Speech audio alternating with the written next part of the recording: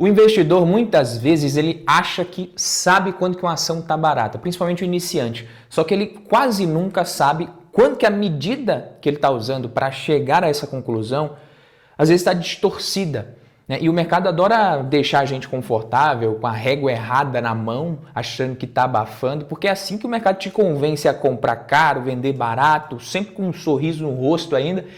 E hoje eu vou te apresentar aqui um indicador que parece simples, mas ele é brutal, pode mudar o jogo para você. Tá? Ele junta muitas variáveis importantes e te mostra, às vezes, o quanto você está sendo bem ou mal recompensado para assumir o risco nas ações que você está avaliando. Tá? Uma ação com P sobre L de 30 pode ser mais barata do que outra com um P sobre L de 8 vezes? Sim ou não? Se isso ainda te deixa um pouquinho confuso, esse tipo de pergunta aqui, é porque você está pensando de forma muito simplista, talvez.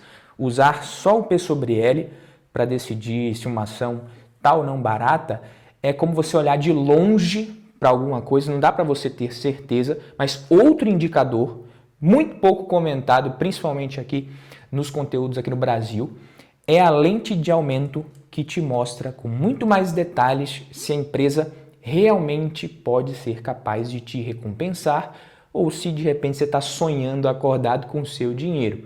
Hoje você vai aprender a usar essa lente, esse indicador aqui só tem um problema. Depois disso vai ser difícil você continuar investindo da mesma forma, com os olhos meio fechados. Quem é de casa, deixa o like. Se você é novo por aqui, seja bem-vindo. Mais um vídeo do Valor em Ação. Se gostar do conteúdo, sinta-se inteiramente convidado a se inscrever aqui e acompanhar os próximos conteúdos, se você gostar, é claro. E, meus amigos, é o seguinte, o indicador mais usado pelo mercado, definitivamente, para analisar ações, é o famoso múltiplo de preço-lucro, P sobre L. Ele mostra quantas vezes o preço de uma ação está sendo negociado em relação ao lucro por ação da empresa. Basicamente é isso. Em outras palavras, todo mundo, você já deve conhecer isso daqui, mas esse indicador ele diz quanto que você está pagando pelo lucro que a empresa gera. Se o P sobre L é baixo, essa ação pode estar barata, e se o P sobre L é alto, muito alto,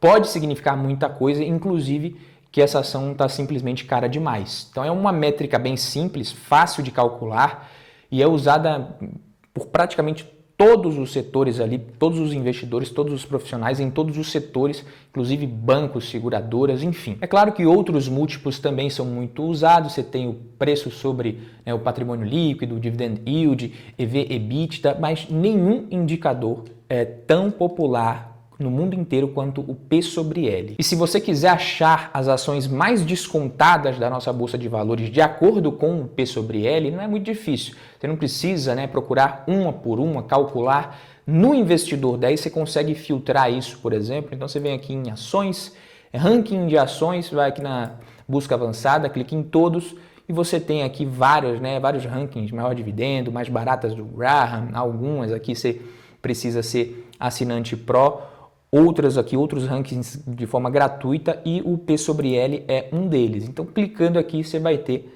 acesso às ações com os menores preço-lucro. Você sair comprando tudo aqui só porque está nesse ranking, você corre o risco de fazer muita besteira. Mas você tem algumas ações aqui muito conhecidas por vocês. Você tem PetroRio, que a galera está comentando muito agora, uma empresa que está crescendo muito no setor de petróleo e gás, Sanepar, ISA, Irani, CEMIG, várias empresas aqui queridinhas de quem gosta de dividendos, Petrobras, entre outras. Você consegue filtrar isso aqui rapidamente. Mas olhar só o P sobre L na hora de decidir qual que é a ação que está mais barata, qual que você vai comprar, é no mínimo coisa de preguiçoso, eu diria, no mínimo. Como todo indicador, é óbvio que tem algumas limitações. Então, eu poderia te falar aqui que o P sobre L olha só para o lucro contábil da empresa, que o lucro muitas vezes pode ser uma métrica moldável, que dependendo da contabilidade do ajuste pode ser inflado, reduzido por fatores não recorrentes, venda de ativos, créditos fiscais, provisões, enfim. Ou seja,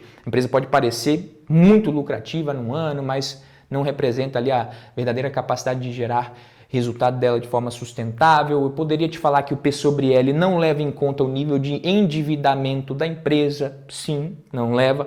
Duas empresas podem ter o mesmo P sobre L, Mas se uma tem uma dívida até o pescoço, por exemplo, e a outra não deve muita coisa, o risco de ambas é completamente diferente, o risco dessas ações ali, e isso tudo é verdade. Mas mesmo que você ignore isso daqui, o fato é que decidir qual ação está mais barata apenas com base no P sobre L é você ignorar o crescimento futuro das empresas. E o mercado ele não costuma ignorar isso. Tá? Uma empresa com um P sobre L alto, ela pode parecer cara, mas se ela cresce o lucro constantemente a uma taxa acima da média do mercado, talvez esteja barata. Já uma empresa com P sobre L muito baixo pode parecer barata, mas pode ser uma armadilha de valor, uma value trap ali, uma ação que está caindo porque o mercado já enxerga que o lucro não vai se sustentar, que a empresa está destruindo valor. Então, para a gente fazer uma comparação simples aqui, eu trouxe os dois extremos. Eu trouxe aqui as ações do Nubank com P sobre L de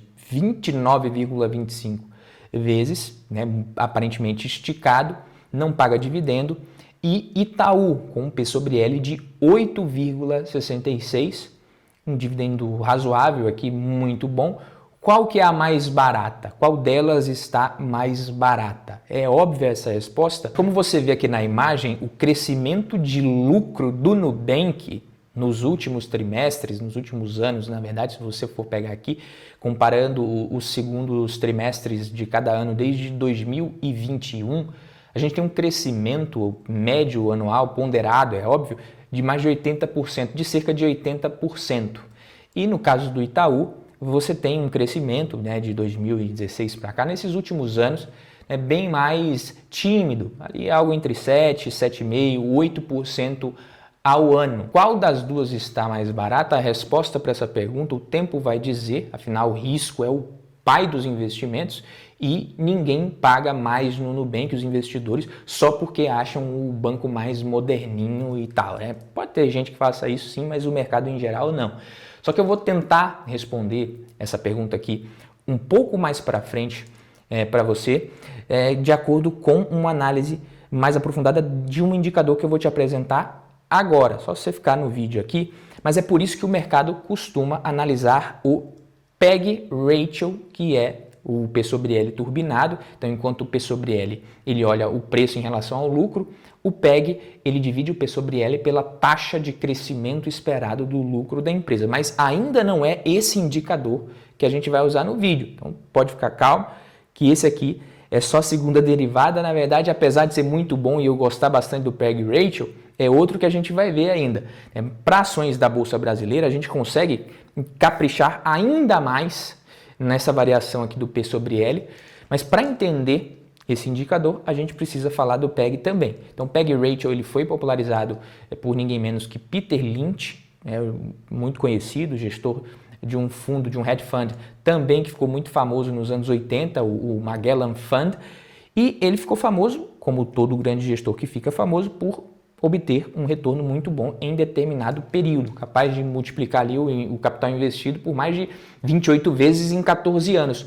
Só que o curioso é que, apesar desse retorno excepcional, os cotistas não conseguiram replicar nem de longe isso, tá? Apesar de ele ter entregado ali 28, 29% ao ano em média, a maioria dos cotistas não teve esse retorno. Quando o fundo estava bombando, batendo recordes, né, os investidores corriam para comprar, para colocar dinheiro com as cotas mais caras, e quando vinha a queda, a correção, período ruim, que é normal em qualquer mercado, qualquer fundo, muita gente se desesperava, sacava, vendia barato para colocar em opções mais seguras e menos voláteis, como acontece no mundo dos investimentos até hoje. Então, o dado mais citado é que no mesmo período o retorno médio dos cotistas ficou perto de 7% ao ano, basicamente um quarto do que o fundo realmente entregou.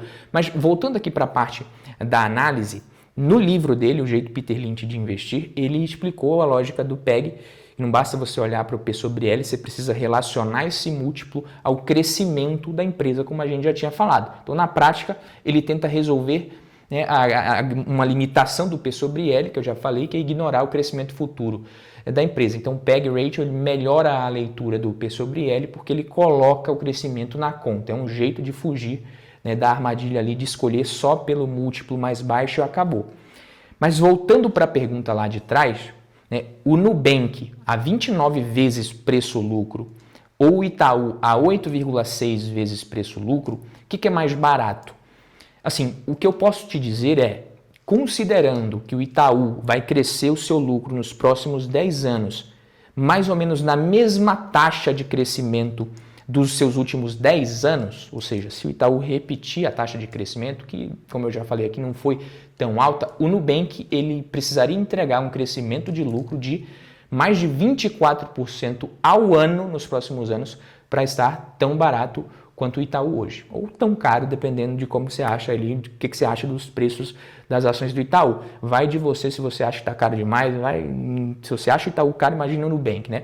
Mas tudo depende do quanto você acha que o lucro da empresa vai crescer. Basicamente é isso. O importante é que se você usa o PEG, ao invés de usar somente o P sobre L, você já está um passo à frente ou alguns passos à frente da maioria, da manada. Então, quanto menor o PEG ratio, mais barata a ação. Uma ação com P sobre L de 20 vezes pode estar mais barata do que outra, cujo preço-lucro é 10 vezes, a depender do crescimento de lucros estimado. Mas, não satisfeito com o PEG, o Peter Lynch ele resolveu usar mais uma variação, que é o PEG com Y no final. Enquanto o PEG ratio olha só o crescimento do lucro, o PEG ele adiciona mais uma variável na jogada.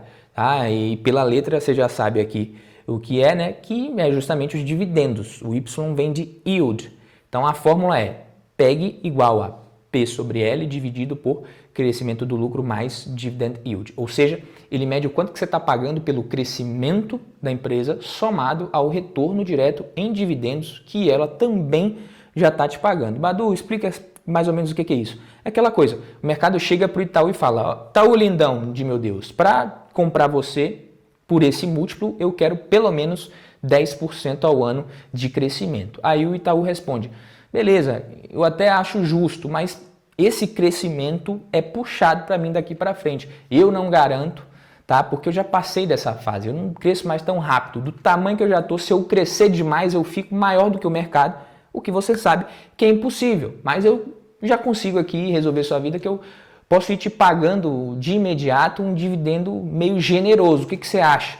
Nem eu nem você, aí a coisa muda. Vamos para o exemplo aqui, que tudo com exemplo fica mais claro, né? Então a empresa A, ação A, P sobre L 15, cresce 5% ao ano e paga 10% de dividendos. Né? O PEG 15 dividido por 15 igual a 1. A empresa B ela tem o mesmo P sobre L de 15 vezes, até cresce um pouco mais, 9% ao ano, na verdade bem mais, e paga um pouco menos de dividendos, 2,5% de dividendos. E aí o PEG dela é 15 dividido por 9 mais 2,5, 1,3. Ou seja, ela está mais cara, porque a soma do pacote de retorno ali, crescimento mais dividendo, é menor. Quem popularizou esse indicador aqui, para variar, foi o Peter Lynch também, porque ele percebeu que em muitos setores, especialmente os mais maduros, os dividendos são parte relevante do retorno do acionista. Então, resumindo, o PEG ele dá uma visão ainda mais completa, tenta resolver as limitações do P sobre L, coloca o crescimento na conta, porque crescimento importa, mas também não ignora empresas estáveis, que talvez não cresçam tanto, que não vão crescer mais de forma tão acelerada, mas que pagam bons dividendos. Então, o PEG é aquele tipo de indicador que faz o iniciante perceber que não é só o preço-lucro cru que importa e que o que coloca dinheiro no bolso do acionista, anota isso aí, o que coloca dinheiro no bolso do acionista mesmo é o lucro. Lucro esse que precisa, obviamente, crescer, precisa entregar crescimento, mas uma parte dele a empresa já pode começar a te devolver por meio de dividendos bem pagos também. Então, crescimento mais dividendos é o que deixa o acionista de qualquer empresa feliz no longo prazo. É óbvio, quanto maior o dividendo médio, significa que a empresa está distribuindo a maior parte do seu lucro, consequentemente está reinvestindo uma parcela menor desse mesmo lucro, ou seja, vai crescer menos. Eu não sei se o Peter Lynch já sabia dessa na década de 70 ou 80, provavelmente não, mas o PEG ele faz muito sentido no Brasil. Tá? A B3 aqui, cheia de empresas maduras, setores mais tradicionais, bancos, energia elétrica, seguradoras, enfim, que você já deve ter percebido, não são foguetes de crescimento como a Nvidia, mas são reloginhos de gerar caixa e distribuir dividendos. Então, lá nos Estados Unidos, hoje, o PEG ratio, sem o Y no final, faz sentido porque o jogo por lá também é mais de crescimento. Aqui a história muda, né? Aquelas empresas mais estáveis que pagam 7, 8, 10% ou mais de dividendos, elas costumam parecer atrativas demais se você olha só o P sobre L puro. Então, se você olha só o P sobre L, você vai achar, porra, as melhores são essas, as mais baratas. Quando você coloca o crescimento na jogada, né, com o PEG, às vezes o resultado pode desanimar um pouquinho, porque o crescimento delas, às vezes esperado, já não é tão grande, mas colocando o dividendo na conta também, na maioria das vezes você acaba com um múltiplo bem mais confiável que os outros dois para te ajudar a tomar sua decisão, para fazer sua análise aí do jeito que você quiser. E eu digo mais, se duas empresas têm o mesmo indicador, o mesmo PEG, e uma delas te paga mais dividendos, ou seja, você fez a conta aqui, uma cresce mais, mas paga menos dividendos, a outra cresce menos, mas paga mais dividendo. Aí a conta deu igual.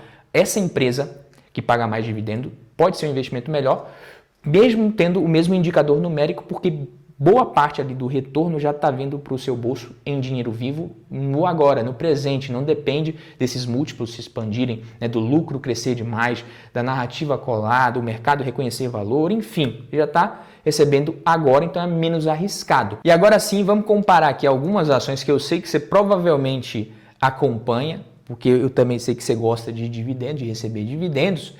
E o que eu fiz aqui? Eu selecionei algumas ações para a gente comparar pelo PEG Ratio. Para fins didáticos, obviamente, eu usei o P sobre L, né, do investidor 10, assim como o dividendo médio dos últimos anos, o crescimento médio de lucro, também utilizei a média dos últimos anos. Então, no caso de Equatorial aqui, por exemplo, Equatorial Energia, o que a gente tem? A gente tem um P sobre L de 12,49, um dividend yield de 2,16%. Se você clicar aqui em cima do dividend yield, você consegue o dividendo médio dos últimos anos. E se você fizer a continha aqui, uma conta que não é muito complicada de se fazer, você consegue também descobrir qual foi o crescimento de lucro médio que a empresa conseguiu entregar nos últimos anos. Então, no caso de Equatorial, por exemplo, usando ali o P sobre L, o yield médio e o crescimento médio, eu achei um PEG de 0,6, ou seja, pode ser bem interessante, tá? Abaixo de 1 significa que pode ser bem bacana. E para o vídeo não ficar ainda mais longo, eu fiz alguns cálculos aqui para chegar nessa lista, tá? O PEG de todas essas ações aqui. Engie 0,84, Cemig 0,15, Eletrobras 0,61, Itube 3, 0,65, BB Seguridade 0,42, Sanepar 0,24, Banco do Brasil 0,36, Equatorial 0,6, como a gente já tinha visto. Então as mais baratas seriam BB Seguridade, Banco do Brasil e Cemig, de acordo com esse indicador aqui, tá? Isso aqui eu sei que já merece o seu like. Se você está esquecendo de deixar o like, já deixa o like. Mas lembrando que eu não usei projeções de crescimento atuais, não fiz tudo isso na mão, eu usei o crescimento médio dos últimos anos e o yield médio também, para fins didáticos aqui. Mas se você tem aquela ação que você já acompanha de perto, conhece muito mais, faz o cálculo aí do PEG de acordo com as suas projeções, para ver se ela está barata mesmo, e depois volta aqui nos comentários, compartilha isso aí com a galera, de acordo com a sua análise, para a gente ver, né, qual que é o PEG que você chegou, que todo mundo aí está encontrando nas suas ações. E antes que a gente ache, finalmente também, que a gente descobriu a fórmula perfeita, nenhum indicador é bala de prata. E apesar de ser uma baita de uma ferramenta, o PEG ele tem suas limitações também, suas armadilhas ali escondidas, e eu vou te falar as principais. O crescimento esperado pode ser mal estimado. Então, o G de crescimento, ele tem que ser baseado em projeções de crescimento de lucro. Então, se você usar projeções muito otimistas, você vai comprar uma ação, às vezes, cara ou normalzinha ali, achando que você está pagando muito barato, que é uma barganha.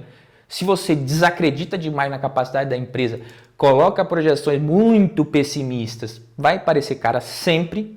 Outra limitação, acreditar em dividendos que podem ser insustentáveis, tá? Não vai funcionar. Outra coisa, você não considera a estrutura de capital da empresa.